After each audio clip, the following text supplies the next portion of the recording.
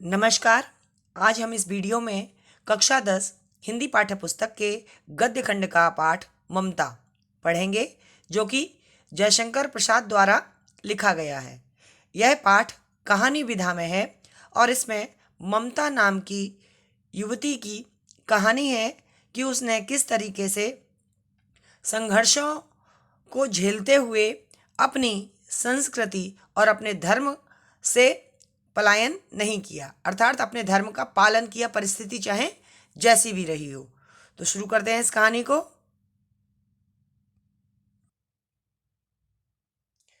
पाठ शुरू होता है। रोहतास दुर्ग के प्रकोष्ठ में बैठी युवती ममता शोण के तीक्ष्ण गंभीर प्रवाह को देख रही थी। यानी कि रोहतास दुर्ग कहाँ है? रोहतास दुर्ग बच्चों बिहार राज्य के भोजपुर क्षेत्र में स्थित एक किला है। उसको हम रोहतास दुर्ग कहते हैं। दुर्ग माने किला, और उसका नाम है रोहतास। हम लोग उत्तर प्रदेश में रहते हैं और ये बिहार राज्य में है, और भोजपुर क्षेत्र का किला। उसके प्रकोष्ठ मतलब एक जो बड़ा सा कक्ष था, महल के मुख्य द्वार के सामने एक कमरा होगा बड़ा सा, उसको प्रकोष्ठ कहा। उसमें बैठी हुई युवती ममता शोण के तीक्ष्ण गंभीर प्रवाह को देख रही थी। शोण से मतलब है सोन नदी। उसके गंभीर और तीक्ष्ण प्रवाह यानी तीव्रता से उसकी जो जलधारा थी बह रही थी, उसकी ओर देख रही थी। ममता विधवा थी। ममता जो थी वो विधवा थी। विधवा किसे कहते हैं? जिसका पति मर गया हो। और ये बाल विधवा थी। उसका यौवन शोण के समान ही उमड़ रहा था। उसकी जो युवावस्था थी, जैसे शोण नदी का जल तीव्रता से बह रहा था, उसी तरीके से उसका यौवन भी उसके अंदर उमड़ रहा था। मन में वेदना, मस्तक में आंधी, आंखों में पानी की बरसात लिए वह सुख के कंटक शयन में विकल थी। कहने का तात्पर्य यह है कि उसके मन में कष्ट था। वेदना मतलब कष्ट। मस्तक में आंधी, कई सारे विचारों का आना जाना उसके दिमाग में लगा हुआ था। आंखों में पानी की बरसात ली, अर्थात वह रो रही थी। वह कहने को तो राजमहल में थी, लेकिन उसके बाद भी वह ऐसा लगता था कि कंटक शयन, कांटों रूपी शैया पर यानी कांटों रूपी बिस्तर पर सो रही थी, जिसके कारण वह कैसी थी? विकल मतलब व्याकुल थी। वह रोहतास दुर्गपति के मंत्री चूड़ामणि की अकेली दुहिता थी। रोहतास दुर्ग जो था, उसी का जो दुर्गपति था यानी किला का जो मंत्री था, उसकी वह अकेली दुहिता, दुहिता माने पुत्री, एकमात्र बेटी अर्थात इकलौती बेटी थी। फिर उसके लिए कुछ अभाव होना असंभव था। चूंकि मंत्री का जो बच्चा होगा उसके लिए धन का अभाव नहीं होता, क्योंकि वह तो धन से संपन्न होता है। तो इसलिए उसके पास वैसे कोई भी अभाव नहीं था, कोई कमी नहीं थी। परंतु वह विधवा थी। सबसे बड़ी दुख की बात क्या थी कि वह विधवा थी। विधवा में भी कौन सी विधवा? बाल विधवा। हिंदू विधवा संसार में सबसे तुच्छ निराश्रय प्राणी है। कहने का तात्पर्य यह है कि बहुत सारे लोग ये मानते हैं कि हिंदू समाज में यदि कोई विधवा स्त्री है तो वह सबसे तुच्छ और निराश्रय प्राणी। निराश्रय मतलब बेसहारा, निरुपसर्ग के साथ आश्रय लिखा हुआ है। और तुच्छ का मतलब यानी कि किसी भी प्रकार के काम में प्रयोग नहीं लाने वाली। तुच्छ यानी मतलब निस्सार, है ना, हीन। तो कहने का तात्पर्य ये हो गया कि संसार में सबसे तुच्छ और निराश्रय प्राणी किसे माना जाता है? हिंदू विधवा को। तब उसकी विडंबना का अंत कहाँ था? विडंबना का मतलब होता है दुर्भाग्य, यानी कि लोग जो उसका उपहास उड़ाते हैं, मजाक उड़ाते हैं, तो उसका अंत कहाँ था? यानी कि इसका कहीं अंत नहीं था। वह परेशान थी, और वह परेशान हो रही थी बैठी बैठी, केवल अपने दुर्ग से किसको देख रही थी? शोण नदी के तीक्ष्ण प्रवाह को, तेजी से जो बह रही थी नदी, उसको देख रही थी। और वह बड़ी दुखी थी, परेशान थी, रो रही थी। कहने को राजमहल में थी, पर फिर भी उसकी स्थिति कैसी थी? वह बहुत व्याकुल थी। आगे लिखा है उन्होंने, जयशंकर प्रसाद जी ने, चूड़ामणि ने चुपचाप उसके प्रकोष्ठ में प्रवेश किया। यानी जो चूड़ामणि उनके पिता थे, उन्होंने चुपचाप उसके कमरे में प्रवेश किया। शोण के प्रवाह में, यानी जो सोन नदी थी उसका जो प्रवाह था, उसके जो बहने की गति थी, उसके कलनाद में। कलनाद का मतलब होता है, कल माने होती आवाज, ध्वनि, और नाद माने आवाज। यानी कि जो कल कल करके नदियों का पानी बह रहा था, उस नदी का पानी बह रहा था, उसकी आवाज में अपना जीवन मिलाने में बेसुध थी। वह नदी को देखती थी और अपने यौवन को देखती थी, तो सोचती थी कि हम में और इसमें कोई फर्क नहीं है। पिता का आना न जान सकी। उसके पिता ने कक्ष में कब प्रवेश किया उसको नहीं पता। चूड़ामणि व्यथित हो उठे, मतलब दुखी हो उठे। बच्ची चूंकि रो रही थी, इसलिए स्नेह पालिता पुत्री के लिए क्या करें, यह स्थिर न कर सकते थे। यानी जो उन्होंने बड़े प्रेम से अपनी बच्ची को पाला था, स्नेह से, वह उसके लिए व्याकुल थे, लेकिन किसी चीजों को रोक नहीं सकते थे। लौटकर बाहर चले गए। ऐसा प्रायः होता, पर आज मंत्री के मन में बड़ी दुश्चिंता थी, पैर सीधे न पड़ते थे। लेकिन आज की स्थिति कैसी थी कि आज जो मंत्री था वो बड़ी चिंता में था और उसके जो पैर थे वो सीधे नहीं पड़ रहे थे, ज्यादा ही परेशान थे। कौन? दुर्गपति अर्थात चूड़ामणि जी। आगे कहा, एक पहर बीत जाने पर वे ममता के पास आए। कौन? चूड़ामणि जी है, उसके पास आए। उस समय उनके पीछे 10 सेवक चांदी के बड़े थालों में कुछ लिए खड़े थे। कुछ कितने ही मनुष्यों के पद शब्द मतलब पैरों की आवाज सुन ममता ने घूम कर देखा। तो ममता ने पलटकर देखा कि कोई आया हुआ है। मंत्री ने सब थालों को रखने का संकेत दिया। अनुचर थाल रखकर चले गए। अनुचर मतलब सेवक जो थे, उनके नौकर जो थे, वो चले गए। ममता ने पूछा, यह क्या है पिताजी? तेरे लिए बेटी उपहार है। जब इतने सारे थालों को लेकर आए उनके सेवक, तो उन्होंने पूछा ये क्या है? तो उनका तुम्हारे लिए उपहार है कहकर चूड़ामणि ने उसका आवरण उलट दिया। आवरण का मतलब यानी कि उन थालियों के ऊपर जो पर्दा पड़ा था उस पर्दे को हटा दिया। स्वर्ण का पीलापन उस सुनहली संध्या में विकीर्ण होने लगा। स्वर्ण का पीलापन मतलब जो सोने की चमक थी, उसके कारण संध्या का समय था। तो संध्या के समय में क्या होता है, यानी शाम में कालिमा होती है, लेकिन सोना अधिक होने के कारण सब जगह वो संध्या जो थी वो सुनहली सी हो गई और विकीर्ण होने लगा, मतलब फैलने लगा। क्या फैलने लगा? सोने का पीलापन सभी जगह, यानी जो शाम थी वो कालिमा युक्त न होकर के पीलापन लिए हुए थी। ममता चौंक उठी। इतना स्वर्ण यह कहाँ से आया? अपने पिताजी से पूछती है, इतना सारा सोना आपके पास कहाँ से आया? चुप रहो ममता, यह तुम्हारे लिए है। उनके पिता ने कहा, यह तुम्हारे लिए है। तो आगे पूछती है अपने पिता से, तो क्या आपने मिलेच्छ का उत्कोच स्वीकार कर लिया? तो मिलेच्छ का मतलब मुगलों का और उत्कोच का मतलब होती है घूस या रिश्वत, ऐसा पैसा जो लोग अपना काम करवाने के लिए देते हैं। तो कहते, तो क्या आपने मुगलों का उत्कोच मतलब घूस स्वीकार कर ली? पिताजी, यह अनर्थ है, अर्थ नहीं। अर्थ माने होता है बच्चों धन, और इसमें अनुपसर्ग लगा दी, अनर्थ हो गया, मतलब यह गलत बात है। आपको ये लग रहा है कि आपने ये धन लिया है, तो ये धन नहीं है, ये अनर्थ है। अर्थ नहीं मतलब ये धन नहीं है, लौटा दीजिए पिताजी। हम लोग ब्राह्मण हैं, इतना सोना लेकर क्या करेंगे? वो कहती है, हम लोग ब्राह्मण हैं, ब्राह्मणों के पास ज्यादा धन नहीं होना चाहिए, क्योंकि यदि उनके पास ज्यादा धन होगा तो वो भगवान की भक्ति से विमुख हो सकते हैं, ऐसा शायद ममता का मानना होगा। इसीलिए उसने अपने पिताजी से उस धन को वापस करने के लिए कहा। आगे कहते हैं,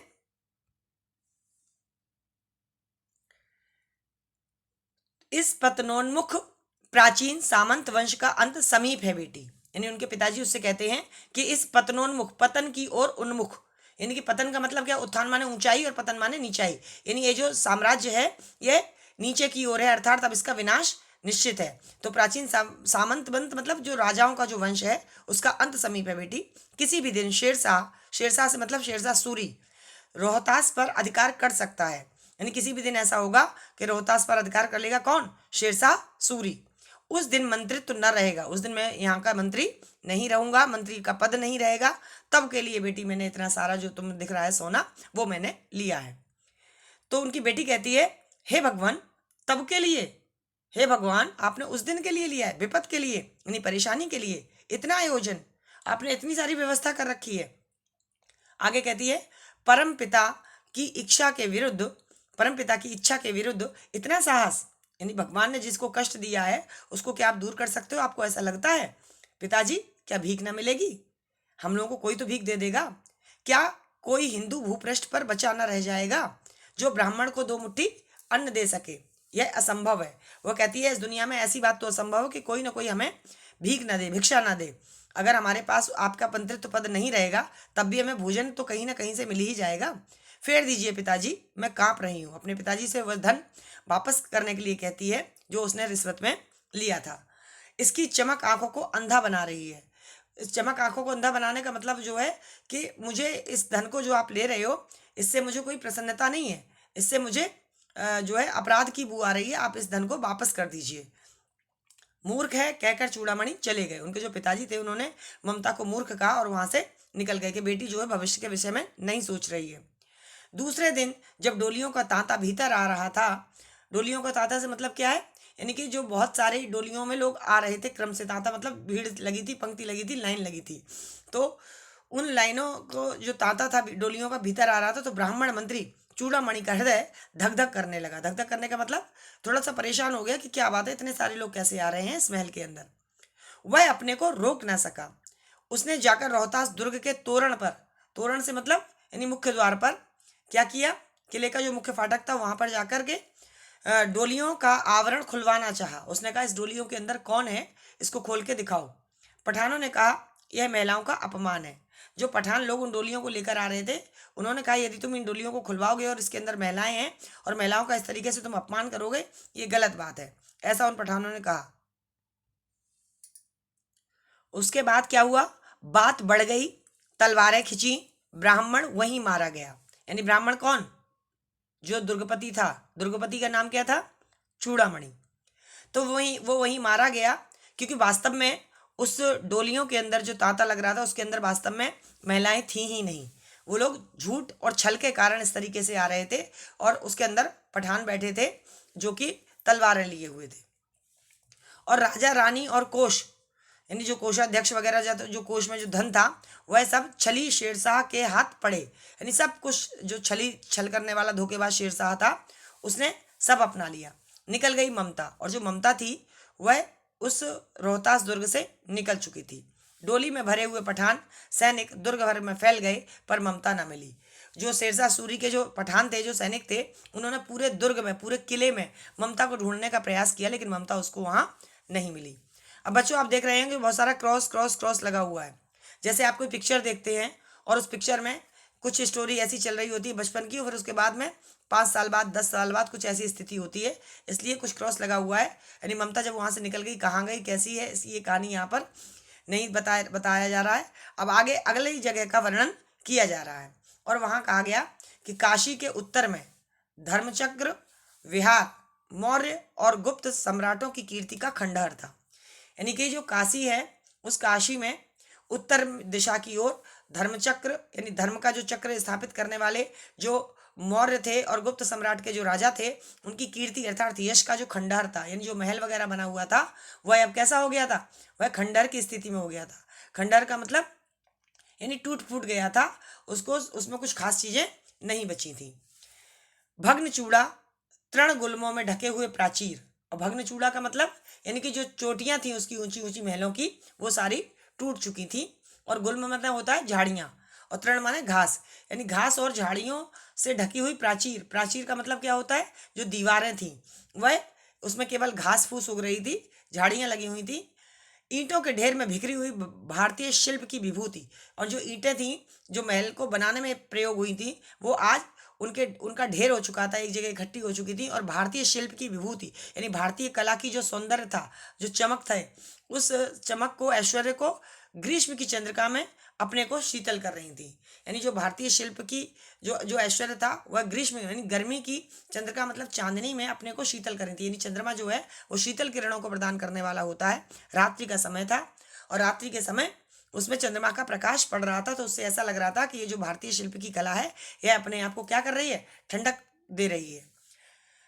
जहां पंचवर्गीय भिक्षु गौतम का उपदेश ग्रहण करने के लिए पहले मिले थे, उन्होंने कहा वह वही स्थान था जहां पर पंचवर्गीय भिक्षु, यानी कि 5 प्रकार के जो वर्ग के भिक्षु थे, भिखारी थे, यानी जो भिक्षु होते हैं बौद्ध उसमें आपके बौद्ध धर्म में, उन्हें गौतम का उपदेश करने के लिए पहले इसी जगह पर आकर के मिले थे। किसको, दीक्षा लेने के लिए।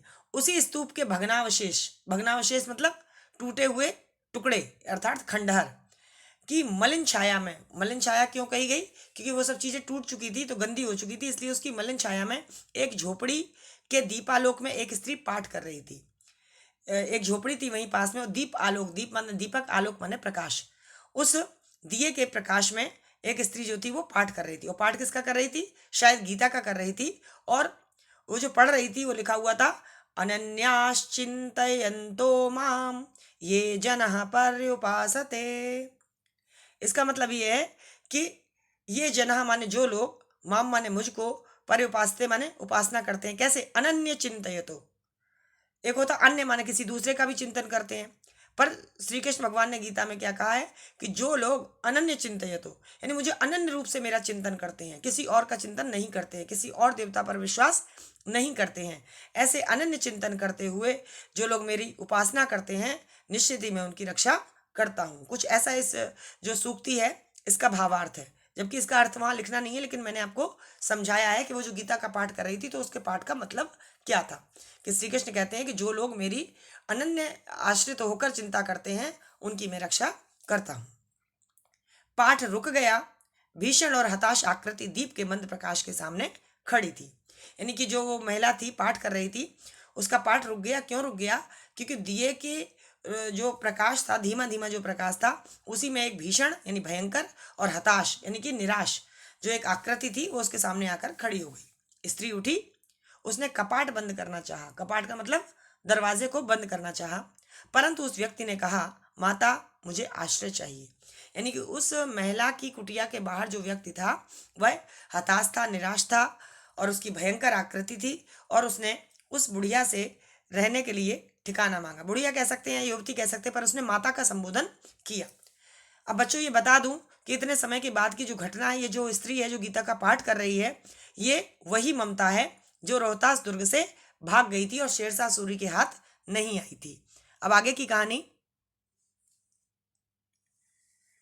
इस प्रकार है कि उसने पूछा, जो उसके बाहर आश्रय मांगने आया था, माता मुझे आश्रय चाहिए, तो उसने पूछा तुम कौन हो? स्त्री ने पूछा। स्त्री कौन थी? वही ममता, कि तुम कौन हो? उसने कहा मैं मुगल हूं और चौसा युद्ध में शेरशाह से विपन्न होकर रक्षा चाहता हूं।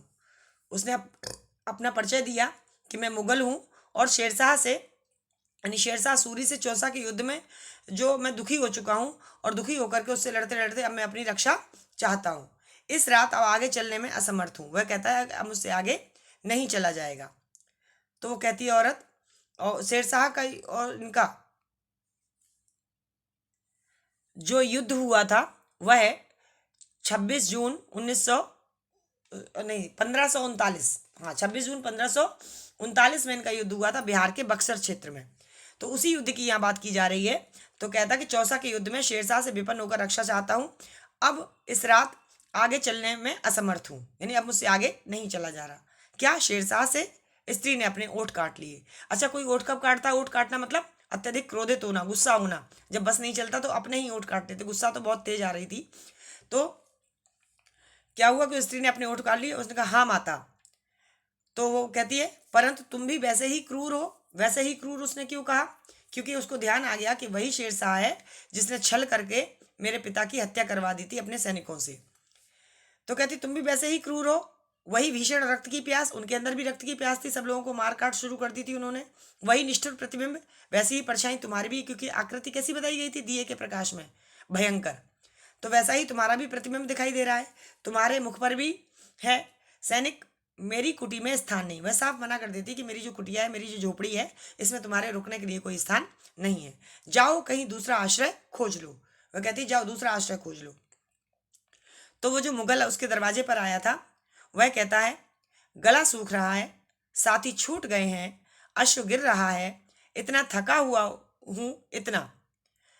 और ये सारी बातें दोहरे उद्धरण चिन्ह में है, मतलब ये सारी की सारी बातें उसी व्यक्ति की हैं जो मुगल है, जो चौसा के युद्ध में शेरशाह से दुखी होकर के यहाँ रक्षा चाहता है। तो वो कहता है मेरा गला सूख रहा है, मेरे सारे साथी छूट गए हैं, और जो अश्व है, अश्व माने घोड़ा, घोड़ा गिर गया है, अब इतना थका हुआ है। इतना कहते कहते ही वो क्या होता है कि वह व्यक्ति धम्म से बैठ गया और उसके सामने ब्रह्मांड घूमने लगा। ब्रह्मांड घूमने का मतलब क्या है कि उसको चक्कर आ गए। और चक्कर आने के बाद क्या हुआ? स्त्री ने सोचा यह विपत्ति कहाँ से आ गई। अपने मन में उसने विचार किया होगा। उसने जल दिया, क्योंकि घर के बाहर अगर कोई आके बेहोश होकर गिर पड़ा तो कम से कम उसको होश में तो लाना ही है। तो उसने जल दिया। मुगल के प्राणों की रक्षा हुई। जो मुगल था वह पानी पीकर जो है वो उसके प्राण बच गए। वह सोचने लगी, अब ममता सोच रही है, सब विधर्मी दया के पात्र नहीं, क्योंकि उसका धर्म अलग था, वो हिंदू विधवा थी, और ये जो बाहर आए थे वो मुगल थे। तो उन्होंने कहा सब विधर्मी दया के पात्र नहीं, क्योंकि वह एक भी विधर्मी वो भी था जिसने मेरे पिता की हत्या की थी। कहा मेरे पिता का बध करने वाले आतताई, यानी ये लोग आतताई हैं, लोगों को परेशान करते हैं, लोगों को कष्ट देते हैं। तो ऐसे लोगों पर कैसे मैं दया कर दूं? घृणा से उसका मन विरक्त हो गया। यानी उसके मन में वैराग्य उत्पन्न हो गया। किसी को मतलब जो बाहर मेहमान आया था, जो अतिथि आया था, घृणा के कारण उसके मन में उसके प्रति कोई लगाव नहीं रहा, विरक्त हो गया, मतलब वैराग्य हो गया उसको। आगे, स्वस्थ होकर मुगल ने कहा, यानी थोड़ा सा उसने जल दे दिया था, पानी दे दिया था, तो उतनी देर में वो स्वस्थ सा हो गया। मुगल ने कहा, माता तो फिर मैं चला जाऊं। फिर विचार कर रही थी, यानी कि उसने कहा मैं चला जाऊं, लेकिन ममता जो थी वो अपने मन में ही विचार कर रही थी, मैं ब्राह्मणी हूं, मुझे तो अपना धर्म अतिथि देव की उपासना का पालन करना चाहिए। तो वो कहती मैं तो ब्राह्मणी हूँ, ब्राह्मण धर्म में सिखाया जाता है कि अतिथि देवो भव, यानी अतिथि देवताओं के समान है। अब मेरे दरवाजे पर कोई सहारा मांगने के लिए आ गया है, तो मुझे अपने धर्म से मैं पलायन नहीं कर सकती, मैं अपने धर्म से पलट नहीं सकती, ऐसा वो सोचती है। और कहती मुझे अपने धर्म का पालन करना चाहिए, परंतु यहाँ नहीं नहीं। वो कहती लेकिन यहाँ पे इनके साथ भी जो बाहर व्यक्ति आया है इसके लिए नहीं नहीं। फिर कहती है सब विधर्मी दया के पात्र नहीं होते, जितने भी विधर्मी वो दया के पात्र नहीं, दया तो नहीं दिखानी चाहिए मुझे इनके ऊपर, परंतु यह दया तो नहीं। अपने ही मन में फिर विचार करती है, कहती है लेकिन ये दया नहीं है, कर्तव्य करना है, यानी मेरा कर्तव्य जो है कि हिंदू धर्म में हमें सिखाया गया है कि अतिथि देवो भव, बाहर यदि आपके दरवाजे पर कोई आया है, आपसे आश्रय चाहता है, आपसे खाना पीना चाहता है, तो आप उसकी सेवा करिए। तो कहती मैं तो अपना कर्तव्य करूंगी, दया नहीं दिखा रही हूँ इसके ऊपर, कोई सोचे कि मैंने इसको बचा लिया, नहीं, दया नहीं दिखा रही, मैं केवल अपना कर्तव्य कर रही हूँ, तब ऐसा वो सोचती है। मुगल अपनी तलवार टेक कर उठ खड़ा हुआ। ममता ने कहा, क्या आश्चर्य है कि तुम भी छल करो। उन्होंने कहा कि मेरे बात एक बार तो छल, छल मतलब धोखा, एक बार धोखा हो चुका है, हो सकता है तुम भी यहाँ आश्रय मांगो और बाद में मेरा भी वध कर दो। ऐसा उसने अपने मन में सोचा कि तुम भी छल करो, ठहरो। तो वो कहता है छल नहीं, तब नहीं स्त्री। वो कहती अगर तुम्हें लगता है कि मैं आपके साथ धोखा करूंगा, नहीं नहीं, तो ऐसा मैं नहीं करूंगा, जाता हूँ। कहती मैं यहाँ से चला जाऊंगा, तैमूर का वंशधर स्त्री से छल करेगा, यानी वो कहता है कि मैं तैमूर का वंशज हूँ, तैमूर का वंशज जो है वो स्त्री से तो छल नहीं करेगा, हाँ राजा राजाओं से करे वो अलग बात है। अच्छा जाता हूँ, भाग्य का खेल है। कहता भाग्य का खेल है कि आज मैं परेशान हूँ, दुखी हूँ, आश्रय चाहता हूँ, क्योंकि ये भी शहंशाह था और ये जो मुगल था ये हुमायूं था जो इसकी घर पे आश्रय मांगने आया था। ममता ने मन में कहा यह कौन दुर्ग है। उसने अपने मन में विचार कर रही थी, करी ये कौन दुर्ग है, ये कौन सा हमारा कोई बहुत बड़ा किला तो है नहीं, झोपड़ी ही तो है, यही झोपड़ी ना, जो चाहे ले ले। झोपड़ी में होगा भी क्या, कुछ नहीं ज्यादा सामान, क्योंकि वो तो शुरुआत से ही वैराग्य थी, वैराग्य के भाव से युक्त थी। उसने कहा था ना अपने पिता से ही सारा धन वैभव वापस करने के लिए कह दिया था। तो कहा मुझे अपना कर्तव्य करना पड़ेगा, यानी मेरा जो कर्तव्य है अतिथि देवो भव का, उसका पालन मुझे करना पड़ेगा। वह बाहर चली आई और मुगल से बोली, जाओ भीतर। थके हुए भयभीत पथिक, भयभीत मतलब डरे हुए, पथिक मतलब जो रास्ते में चलने वाला, पथ पर चलने वाला होता है पथिक, यानी कि इतनी दूर से चल के आ रहा था लगातार। तो उससे कहा कि तुम अंदर जाओ, तुम चाहे कोई हो, उससे कह देती तुम चाहे कोई हो, मैं तुम्हें आश्रय देती हूँ, यानी मैं आज तुम्हें इस झोपड़ी में, यानी इस कुटिया में रहने के लिए सहारा देती हूँ। मैं ब्राह्मण कुमारी हूँ, सब अपना धर्म छोड़ दें तो क्या मैं भी छोड़ दूँ, सब अपना धर्म छोड़ दें तो मैं भी क्यों छोड़ दूँ। यानी सब लोग अपना अपना धर्म छोड़ देते हैं, लोग छल करते हैं, कपट करते हैं, भूल जाते हैं कि हम इस दुनिया में क्यों आए हैं, तो क्या सब लोग अपना अपना धर्म छोड़ देंगे, तो क्या मैं भी अपना धर्म छोड़ दूंगी, नहीं, मैं अपना धर्म नहीं छोड़ूंगी, ऐसा कहती हुई और उस मुगल को अपनी कुटिया में आश्रय दे देती है। उसके बाद क्या हुआ, मुगल ने चंद्रमा के मंद प्रकाश में, क्योंकि रात्रि का समय था, तो चंद्रमा के धीमे से प्रकाश में, रोशनी में, वह महिमामय मुखमंडल देखा। महिमामय मतलब महिमा से युक्त था, यानी कुछ तो बात थी उस विशेष, उस ममता नाम की स्त्री में। उसका मुखमंडल ने चेहरे की चमक देखी, उसने मन ही मन नमस्कार किया उस महिला को कि बहुत अच्छी बात है, इसने हमें आज आश्रय दिया है। ममता पास की टूटी हुई दीवार में चली गई, क्योंकि वो सारा खंडर ही खंडर था आसपास, तो जो टूटी हुई दीवार थी उसमें चली गई। भीतर थके पथिक ने झोपड़ी में विश्राम किया। वो जो राहगीर था, शहंशाह था, हुमायूं था, उसने वहां पर विश्राम किया, आराम किया। प्रभात में, प्रभात मतलब सुबह, सुबह खंडर की संधि में, संधि मतलब यानी जो दीवारें होती हैं टूटी टूटी सी, उनमें जो जो थोड़ा सा झरोका सा होता है, थोड़ी सेंध सी होती है, उससे ममता ने देखा सैकड़ों अश्वारोही, अश्वारोही अश्व माने घोड़ा, आरोही माने उस पर चढ़ने वाले अर्थात घुड़सवार, तो जो अश्वारोही थे, जो घुड़सवार थे, जो हॉर्स राइडर थे, उस प्रांत में घूम रहे थे, उस प्रांत मतलब उस क्षेत्र में, उस जगह पर घूम रहे थे। वह अपनी मूर्खता पर अपने को कोसने लगी। उसको लगा कि मैंने गलती कर दी, यानी ये जो व्यक्ति हमारे झोपड़ी में आया था आश्रय मांगने के लिए, ये कोई साधारण व्यक्ति नहीं था। अब उस झोपड़ी से निकलकर उस पथिक ने कहा, मिर्जा मैं यहाँ हूँ। यानी कि वो जो लोग आ रहे थे उनमें से किसी का नाम मिर्जा होगा, तो जिसने रात्रि में ममता की कुटिया में झोपड़ी में विश्राम किया था, वह बाहर निकल के आया और उसने उसमें से एक सैनिक को आवाज लगाई कि मिर्जा मैं यहाँ हूँ। शब्द सुनते ही प्रसन्नता की चीत्कार ध्वनि से वह प्रांत गूंज उठा। यानी इतना शब्द सुना और वैसे ही क्या हुआ कि सब प्रसन्न हो गए और चीत्कार मतलब बहुत चिल्लाने की आवाज से वह जो स्थान था वो गूंज उठा। यानी कोई किसी को ढूंढ रहा हो और यदि वो मिल जाए तो निश्चित ही प्रसन्नता होती है। ममता अधिक भयभीत हुई, ममता और डर गई। पथिक ने कहा, वह स्त्री कहाँ है, उसे खोज निकालो। यानी कि ममता पहले ही डरी हुई थी कि तुम भी धोखा करोगे, छल करोगे, और उसने फिर कहा उस स्त्री को खोज निकालो, तो वो डर गई। ममता छिपने के लिए अधिक सचेष्ट हुई, यानी उसने ज्यादा प्रयास किया, सचेष्ट मतलब अधिक प्रयास किया। वह मृगदाव में चली गई। मृगदाव, मृग माने हिरन होता है, दाव माने घास, यानी कि ऐसा जंगल जहाँ पे केवल हिरन रहते हैं, वह ऐसे जंगल में चली गई। दिन भर उसमें से न निकली, पूरा दिन निकल गया, वह जंगल से बाहर नहीं निकली। क्यों? क्योंकि हो सकता है उसके सैनिक उसे ढूंढ लें। संध्या में जब उन लोगों के जाने का उपक्रम हुआ, यानी कि शाम के समय जब वो लोग अपने जाने का प्रयास करने लगे, जाने के लिए तैयार होने लगे, तो क्या हुआ? तो ममता ने सुना कि पथिक घोड़े पर सवार होते हुए कह रहा है, मिर्जा उस स्त्री को मैं कुछ दे न सका, उसका घर बनवा देना, क्योंकि मैंने विपत्ति में यहाँ विश्राम पाया था, यह स्थान भूलना मत। इसके बाद वे चले गए। यानी कि रात्रि के समय जब शाम हो रही थी तो उसने कहा अब तो चलूं, अब तो हो सकता है कि वो घुड़सवार जो है वो लौट गए होंगे। तो जब वो आई तो उसने उस पथिक को ये कहते हुए सुना कि उस स्त्री को मैं कुछ दे नहीं पाया और उसके लिए यहाँ पे क्या कर देना, उसका जो है वो घर बनवा देना, क्योंकि टूटी फूटी झोपड़ी है, वो जब रुका होगा तो उसको कमियों का एहसास हुआ होगा कि यहाँ पे न ढंग से बिस्तर है, न ढंग से रहने की जगह है, लेकिन उसने हमें आश्रय दिया इसलिए उसका घर बनवाना जरूरी है। ऐसा वो आश्रय देके कह करके आश्वासन देकर के चला गया। आगे फिर आप देख रहे हैं कि कहानी में क्रॉस क्रॉस क्रॉस लगा हुआ है, यानी कि इसके बाद भी काफी समय बीत गया होगा और शायद उस महिला का घर नहीं बना, उस ममता का घर नहीं बना। फिर आगे क्या हुआ? इसके बाद क्रॉस के बाद में कहानी आप आगे देखेंगे, कुछ बहुत समय बदल चुका। तो क्या हुआ? चौसा के मुगल पठान युद्ध को बहुत दिन बीत गए, यानी कि जो 26 जून और आपका 1539 में जो युद्ध हुआ था बिहार के बक्सर में, ये हुआ था किसका? शेरशाह सूरी और हुमायूं के बीच। तो चौसा के मुगल पठान युद्ध को बहुत दिन बीत गए। ममता अब 70 वर्ष की वृद्धा है, यानी ममता की एज अब हो चुकी थी 70 साल की। आपने शुरुआत में पढ़ा था कि वो बाल विधवा थी, उसके बाद आपने कुछ सालों के गैप के बाद में पढ़ा कि उसने उस शहनशाह हुमायूं को आश्रय दिया अपनी कुटिया में, और उसके बाद इस समय उसकी एज हो गई 70 वर्ष की। वह अपनी झोपड़ी में एक दिन पड़ी थी। शीतकाल का प्रभात था, यानी सर्दी की सुबह थी। उसका जीर्ण कंकाल मतलब यानी कि उसका जो शरीर था उस पर मात्र हड्डियों का ढांचा शेष रह गया था, और जीर्ण माने पुराना, यानी उसका जो शरीर था वो पुराना हो गया था। 70 साल की एज हो गई थी, झुर्रियां भी आ गई होंगी चेहरे पर, पूरे शरीर पर। तो कहा जीर्ण कंकाल खांसी से गूंज रहा था, यानी उसको लगातार खांसी हो रही थी। सर्दियों में बड़े बुजुर्गों को खांसी आ भी जाती है।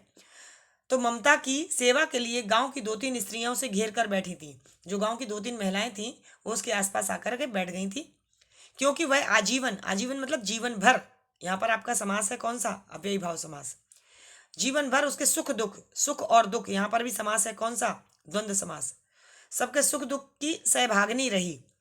वह सबके साथ हमेशा आगे बढ़ के उस सब के लोगों के लिए काम किया करती थी। इसीलिए गांव की जो 2-3 स्त्रियां थी वह भी उसकी सेवा के लिए उसके पास बैठी हुई थी। ममता ने जल पीना चाहा, एक स्त्री ने सीपी से जल पिलाया, यानी उसके पास जो सीपी थी उस सीपी में रख के जल पिलाया। उसको लगातार खांसी उठ रही थी, इसलिए पानी पीने से शायद खांसी में राहत मिल जाए। सहसा यानी अचानक एक अश्वारोही यानी घुड़सवार उसी झोपड़ी के द्वार पर दिखाई दिया, यानी वही झोपड़ी जिस पर एक दिन शहनशाह ने विश्राम किया था, जिसमें एक दिन शहनशाह ने विश्राम किया था। वह अपनी धुन में कहने लगा। अपनी धुन में मतलब कुछ लोग होते हैं कि बात करते हैं, क्या सोच रहे हैं वो बोलते रहते हैं, तो उसी में वो घुड़सवार बोल रहा था, मिर्जा ने जो चित्र बनाकर दिया है वह तो इसी जगह का होना चाहिए। यानी मिर्जा से कह के गए थे हुमायूं, शहनशाह कह के गए थे, तो कहते इसी जगह का होना चाहिए। वह बुढ़िया मर गई होगी, क्योंकि अब टाइम कितना हो गया? 70 साल की हो गई बुढ़िया। अब किससे पूछूं कि एक दिन शहनशाह हुमायूं किस छप्पर के नीचे बैठे थे, यह घटना तो 47 वर्ष से ऊपर की हुई, 47 वर्ष से भी ज्यादा का समय। जाहिर सी बात है, अब आप देखिएगा 70 वर्ष की ममता को अभी बताया जा रहा है और 47 वर्ष से ऊपर की घटना हो चुकी, हो सकता है 48 वर्ष भी हो चुके हैं, यानी जिस समय की ये घटना होगी उस समय ममता की उम्र 20-22 साल की रही होगी, तभी तो इतना टाइम हो चुका है। तो 47 वर्ष से ऊपर की हुई तभी उसकी 70 साल हो गई थी। ममता ने अपने विकल कानों से सुना, विकल मतलब व्याकुल कानों से सुना, उसने पास की स्त्री से कहा उसे बुलाओ, यानी कि जो वो बाहर व्यक्ति है जो कह रहा है कि किस झोपड़ी में या किस छप्पर के नीचे उसने विश्राम किया था वो जानती थी, तो उसने कहा उसको बुलाओ। आगे क्या हुआ, अश्वारोही पास आया, यानी घुड़सवार उसके पास आया। ममता ने रुक रुक कर कहा, अब रुक रुक कर क्यों बोल रही थी, 70 साल की अवस्था हो चुकी थी, खांसी उसको लगातार हो रही थी, तो खांसी में एकदम स्पष्ट बोला भी नहीं जाता। मैं नहीं जानती कि वह शहंशाह था या साधारण मुगल, तो कहती मुझे नहीं पता कि वो था कौन, पर एक दिन इसी झोपड़ी के नीचे वह रहा था, यानी जिस झोपड़ी के नीचे वो ममता रहती थी इसी झोपड़ी के नीचे वह रुका था। मैंने सुना था कि वह मेरा घर बनवाने की आज्ञा दे चुका था, यानी वो कहती है कि मैंने सुन लिया था कि उसने मेरे घर बनवाने का आदेश दिया था। मैं आजीवन अपनी झोपड़ी खोदवाने के डर से भयभीत रही। वह ममता नाम की जो बुढ़िया है वो कहती है कि मैं आजीवन जीवन भर अपनी झोपड़ी को खुदवाने के डर से भयभीत रही, मतलब डरी हुई रही कि हे भगवान अब मेरी ये जो झोपड़ी है ये न टूटे।